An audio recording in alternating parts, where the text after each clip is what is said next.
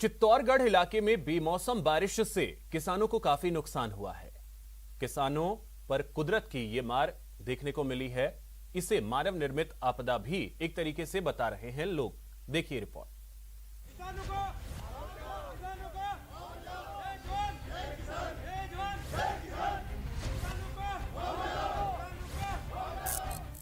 खड़ी सोयाबीन हो, मूंगफली हो, किसी भी प्रकार की फसल हो, वो भरे हुए पानी के चलते लगातार बर्बाद हो रही है और किसान लगातार परेशान हो रहे हैं। चित्तौड़गढ़ जिले के अलग अलग क्षेत्रों में अलग अलग कारण बरसात के बताए जा रहे हैं। चित्तौड़गढ़ जिले के अलग अलग क्षेत्रों में खंड वृष्टि हुई है।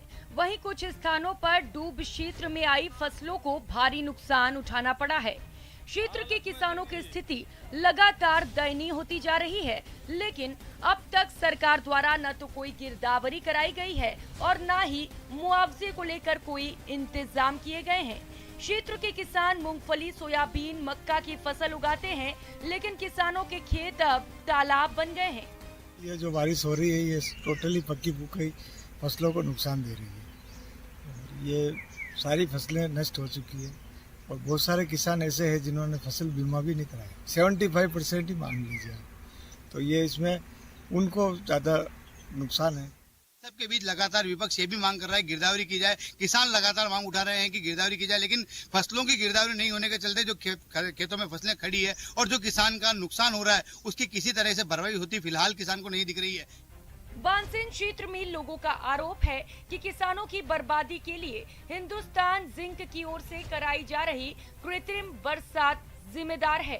मान के चलिए कि सारा हिंदुस्तान जिंक जिम्मेदार है इसका, कि जो हिंदुस्तान जिंक का जब हेलीकॉप्टर उड़ता है हवा में और 1 घंटे बाद में 2 घंटे बाद में बारिश आनी निश्चित होती है कि भैया बारिश अब आएगी, ये फाइनल बात है।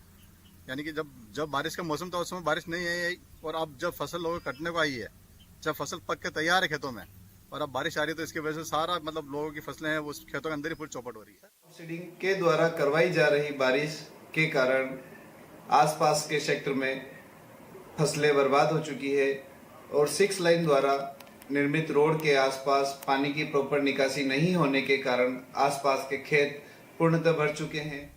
किसानों ने बीजेपी के मंडल अध्यक्ष के नेतृत्व में प्रशासन को ज्ञापन भी सौंपा है। मांग है कि क्षेत्र का सर्वे कराकर जिन क्षेत्रों में हिंदुस्तान जिंक द्वारा कार्रवाई की कृत्रिम बारिश के चलते नुकसान हुआ है, उन्हें मुआवजा दिलाया जाना चाहिए।